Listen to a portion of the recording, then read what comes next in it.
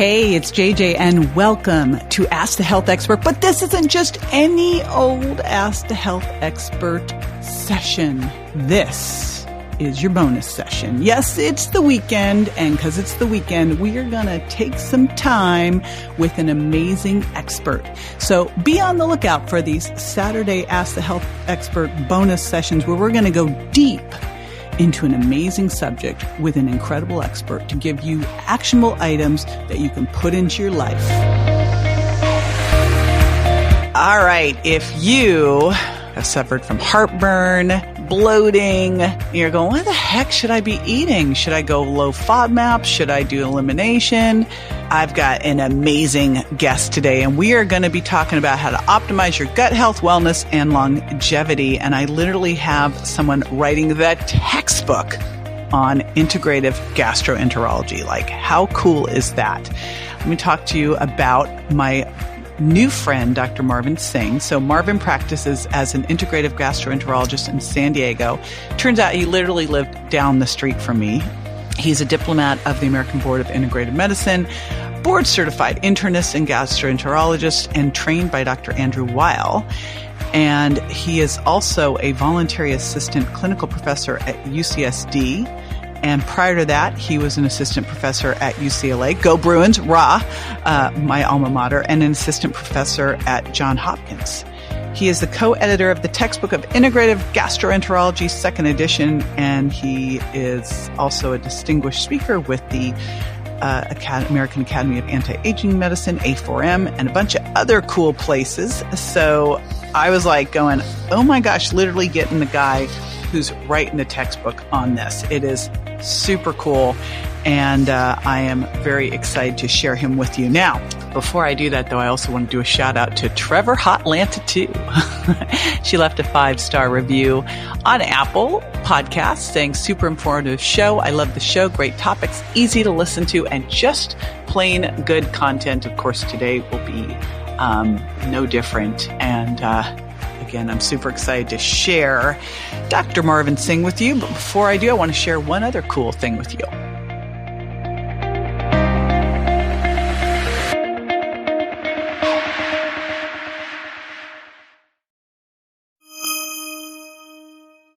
Dr. Marvin Singh, welcome to the show. Super excited to have you with me here. Thanks for having me. All right. Now, I was excited because you reached out and I'm like, this guy is a badass. I'm saying it. I never say any swear words, but I couldn't think of a better thing. I'm like, rock star badass. He is. And I love anything to do with GI stuff. So I was like, yes, where have you been hiding? So I'd love to know, since I don't really know much about you besides all of your massive credentials, which everyone now is filled in on.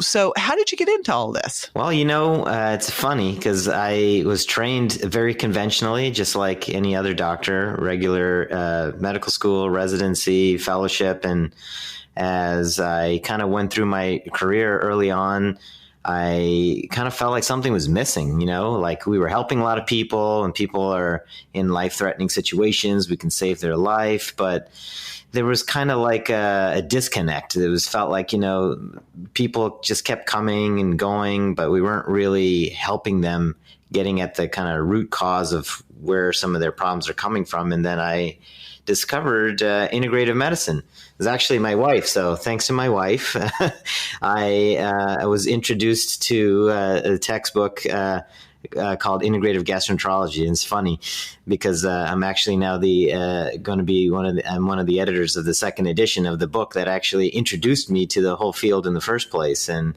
I was Oh, isn't that cool? It's pretty cool. And I became very interested. I was like, this is some very interesting data. They're presenting evidence-based medicine, and this kind of stuff could help people. And then I looked into where I could get some more education on this, and I enrolled in Andrew Weil's fellowship in integrative medicine at the University of Arizona.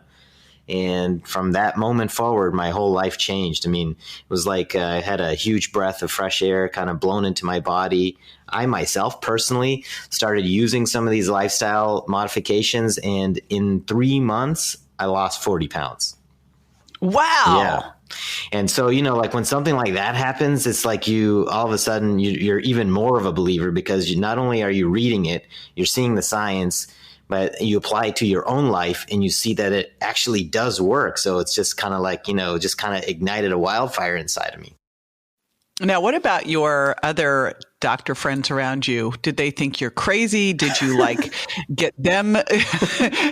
Did you get them switched over? Like, what happened over there? Well, there are people that believe that these things are real and work, and then there are always your skeptical people. And I was working in one of my hospitals. I won't name the hospital, but, one of the senior guys in the hospital says, hey, you got to kind of explain to us why you're going to be allowed to do this training in integrative medicine and talk to patients about it. And I was just kind of like, what are you talking about?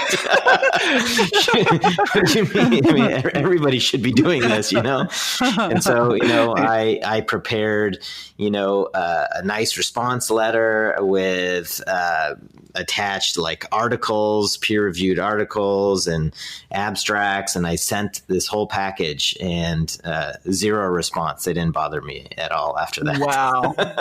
Wow. But they also, I would have hoped that some of them get on the bus. Because if you think of first of all, what an exciting time to be a gastroenterologist. Yeah. The coolest stuff coming out about gut microbiome. It is such a great time.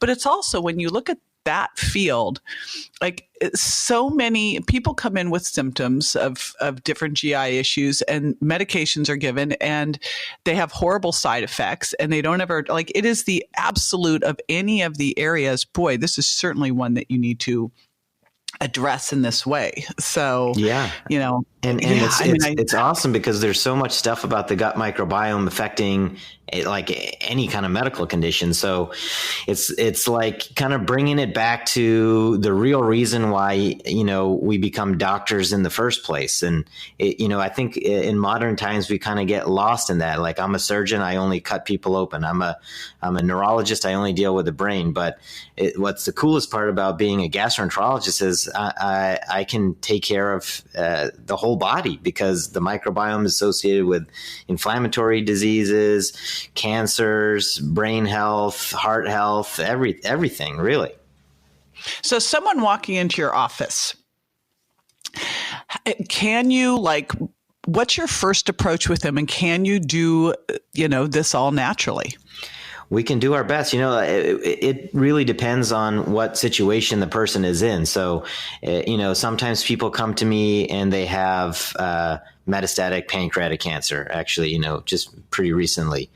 And it's kind of hard to take a natural approach in that situation, because the cat's already out of the bag, and the trigger's been pulled on the cancer, and it's already spread through the whole body. But that doesn't mean that there is no hope for anything, because you can still, modify lifestyle parameters and try to optimize your situation so that you, feel better, have more energy, maybe minimize some side effects, or, in a better place mentally. And those things are very important as well, as far as your quality of life and survival and things like that, because the whole body is very intricately tied to each other.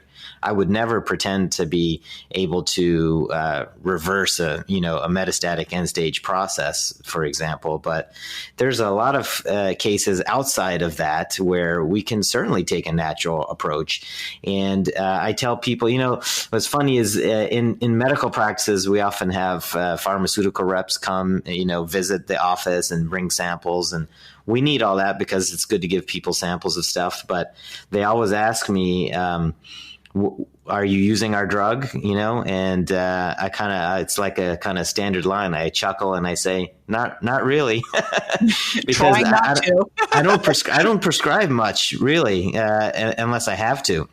Yeah. I have, my, little toolbox of herbs and supplements and things that I can use instead. And it does very well. I mean, heartburn, SIBO, Yeah, bloating. I was just going to ask you about some of those. Let's start breaking down some of them because, again, heartburn. This is one that just kills me because you get people who've been on these chronic acid blockers, not realizing what that can do to you in terms of even things like bone density, right? So let's tackle heartburn because it's so common. Yeah.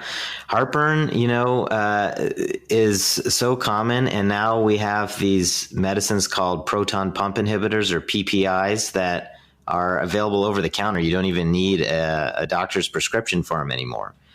And, some might look at that as convenient and easy, but that's actually probably not a good thing because people just pop them like no tomorrow without thinking about it. Yeah. And what do they do? What are some of the side effects?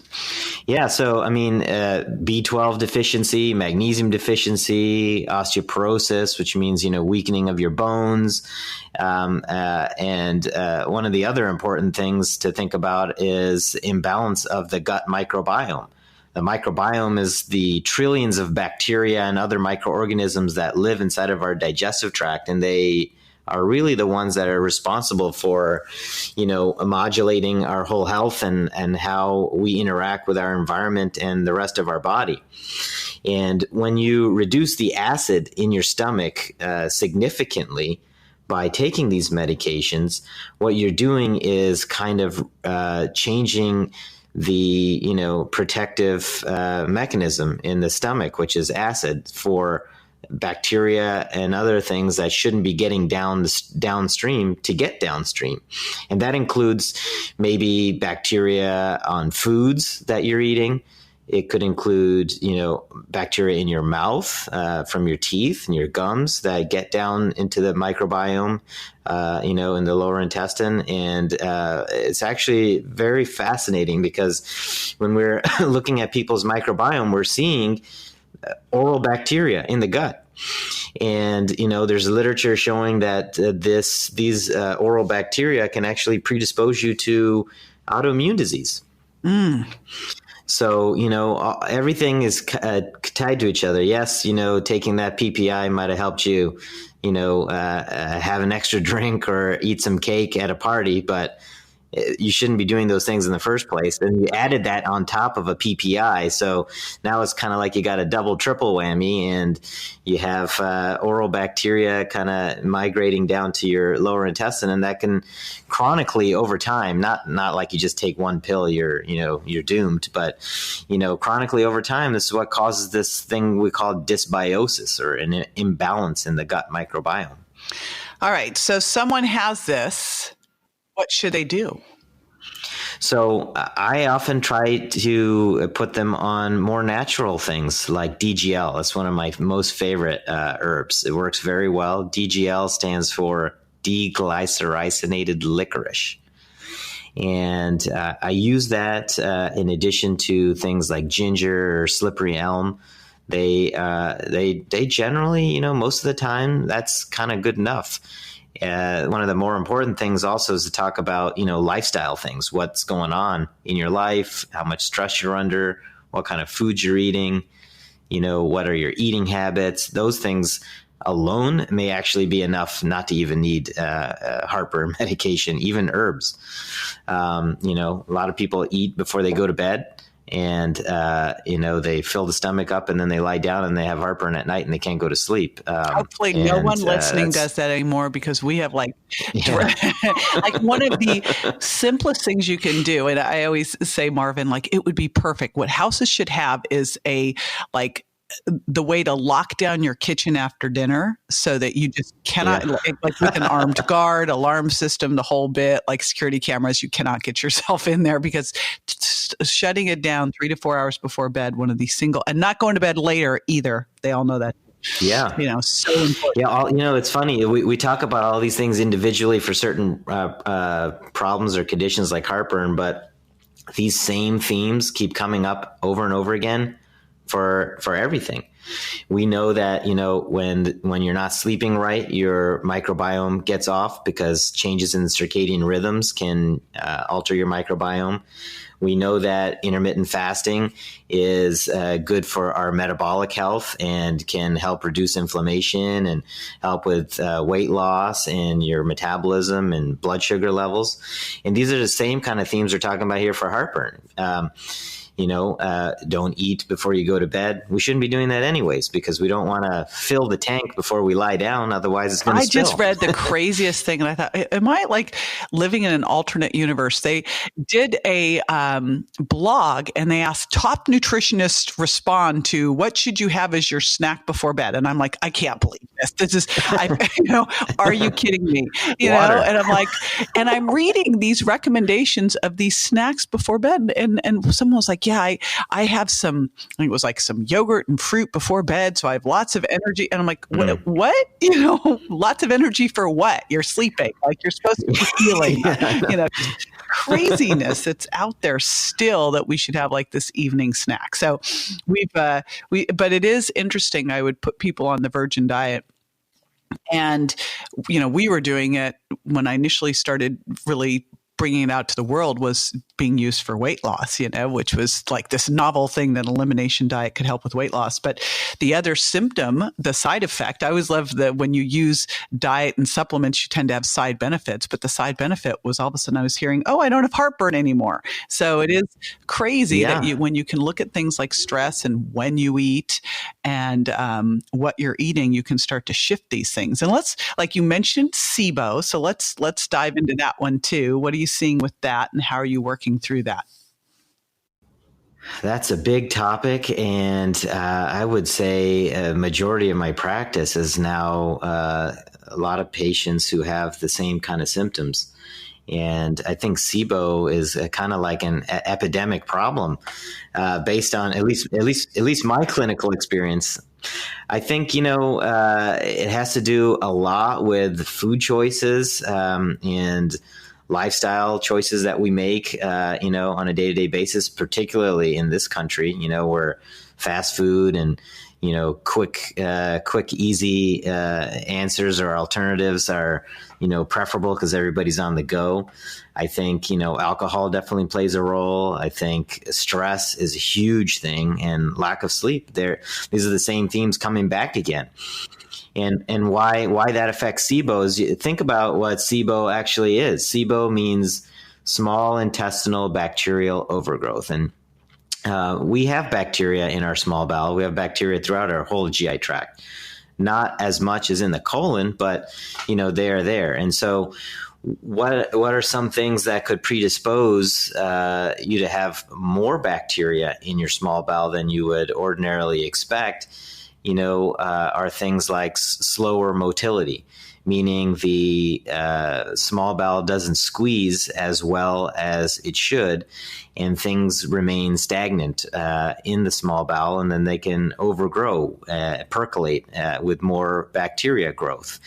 And as those bacteria are growing in higher populations, they tend to cause more of this bloating and gas discomfort because they're fermenting the foods that are coming down from the stomach that you're eating. And I always remind people that your human cells aren't making the gas. The bacteria are making the gas. Human cells don't make gas. So it's things like stress and food choices that actually can slow down the motility of the gut. So it's all kind of related to each other. If you're under a lot of stress, for example, the bowel's not going to squeeze as it should, because signals are going to your gut that there's some danger, there's something bad going on. So blood is going to shunt away from the digestive tract and go to other parts of your body, like your brain and your extremities, because your body is just preparing to do something, even if there's really nothing to do. Your body doesn't know all that. And so the gut slows down, and then what happens? Then you get this stasis of contents and bacterial overgrowth.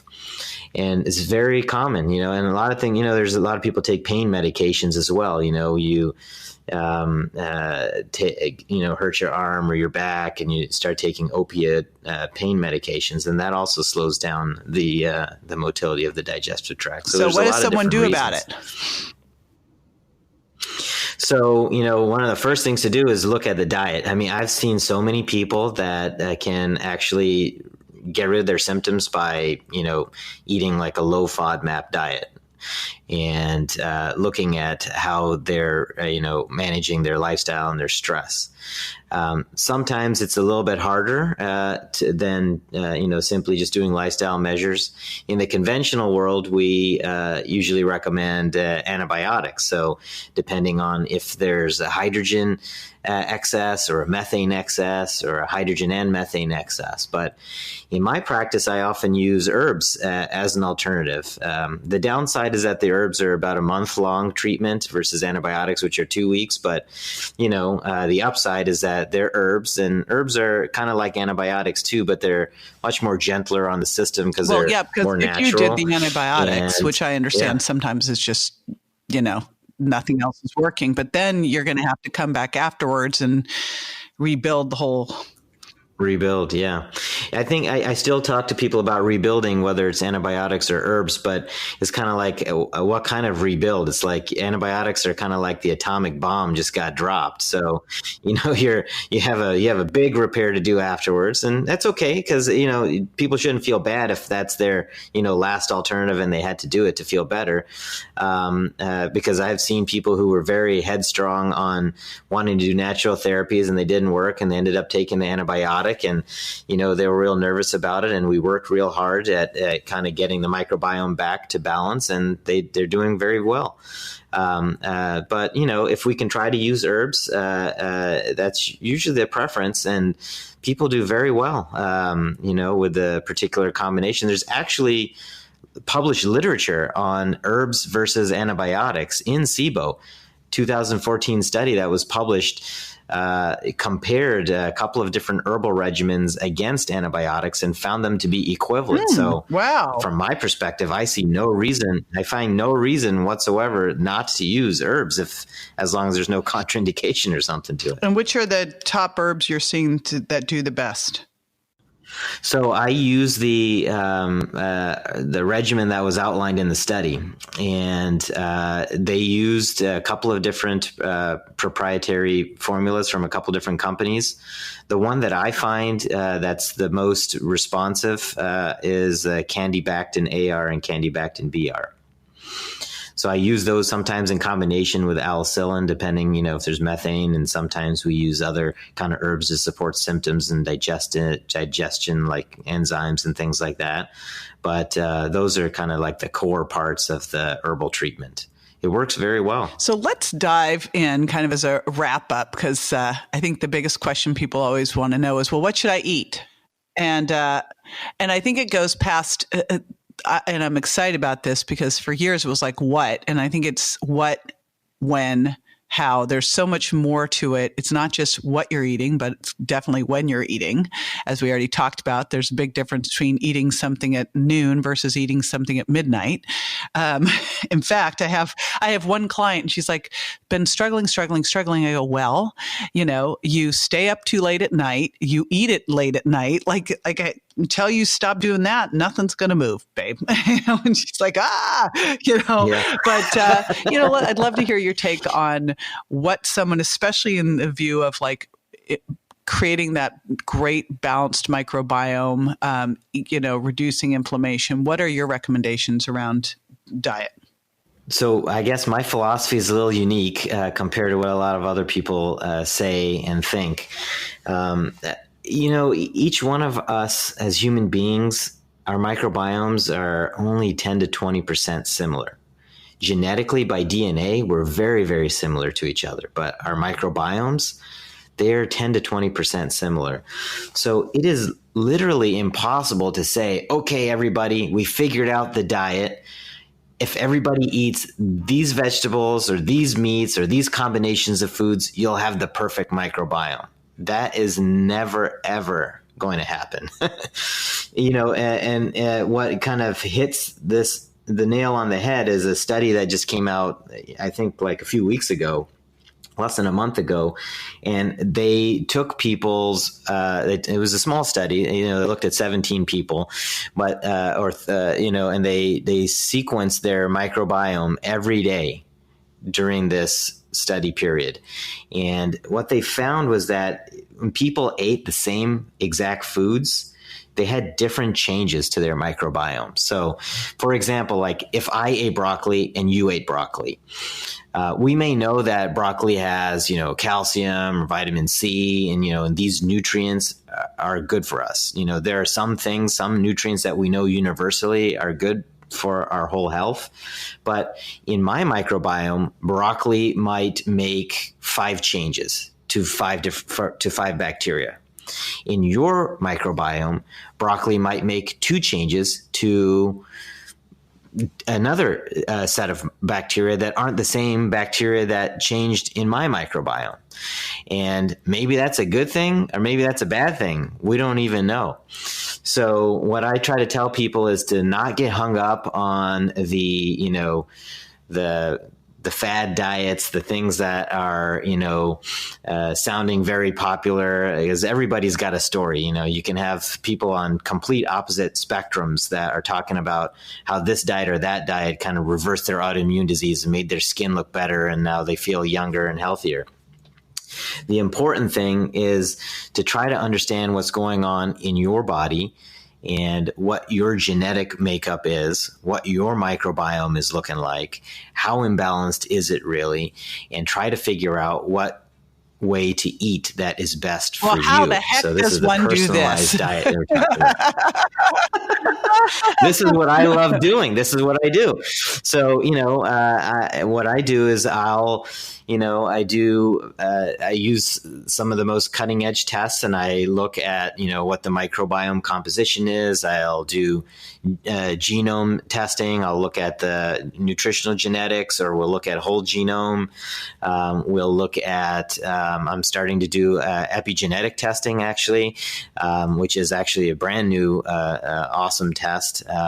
We look at food sensitivities. We look at chemical exposures. We look at all kinds of things. And then I sit down and synthesize all that information, and I literally create a blueprint for somebody. So like I'll take all that information and I'll basically make them like a user's guide to their body. And then I guide them through the process. It may not be perfect the first time, but we'll learn, we'll adjust, and we'll move on. And then we'll recheck, retest, and see how things go. I mean, to me, that is really, if you really want to optimize your health, your wellness, your longevity, your symptoms, you kind of really got to know about what's going on inside. Otherwise, you're just kind of guessing. So a lot of people that say, I had all these problems and I was a vegan, and I became a vegan, and now everything is gone.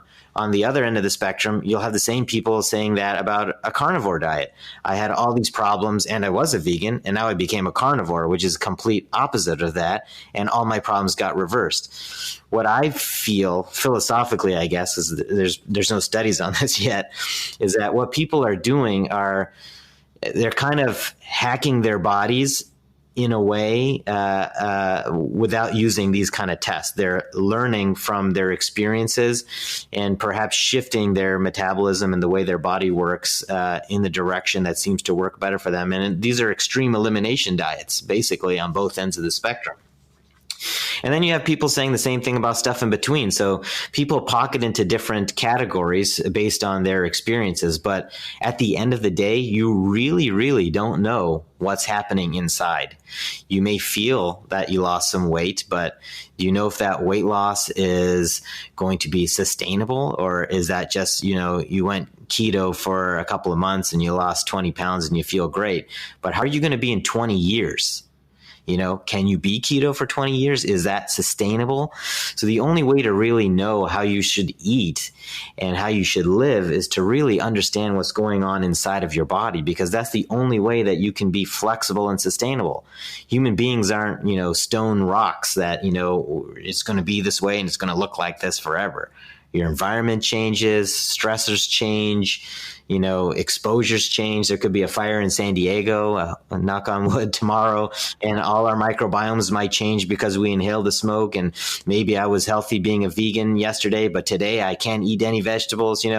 Things are different. Things change. Human body was meant to be flexible and adaptable. That's why we've made it so many centuries as a species. And so in order to really kind of know how you want to eat in the long run, I feel you have to kind of know what's going on inside. So much sense. Well, I love that. I mean, that's kind of, if I do write one more diet book, the diet book will be that we should use diets therapeutically to learn something about ourselves and to make some shifts and pull that information that's working into our everyday way we eat, which needs to be a different word than diet. And right? Yeah, I don't like the word diet, but diet's just a word in English that we use because that's what people understand. But I call it I've been trying to figure this one out, Marvin, if you figured out. But literally, because I think that we use diet as this thing. And I'm like, well, there's a very big difference between using something short term, like let's say you did keto short term.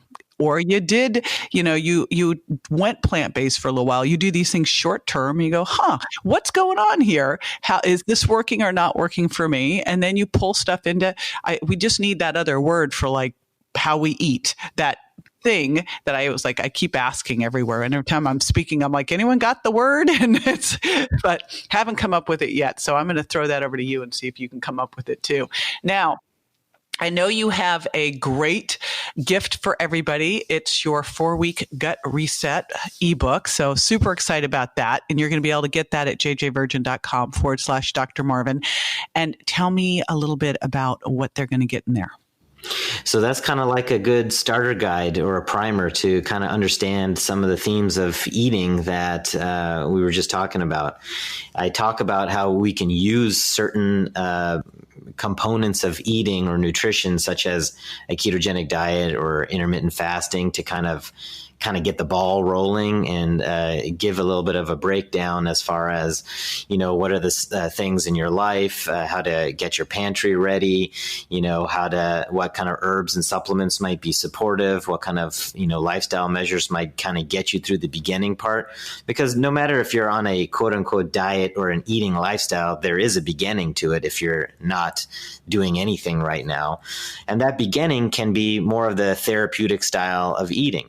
But ultimately, that's not going to be what you do for, 100 years, because we're not, we want to make sure that we are eating and allowing ourselves to eat and live in a flexible and sustainable way.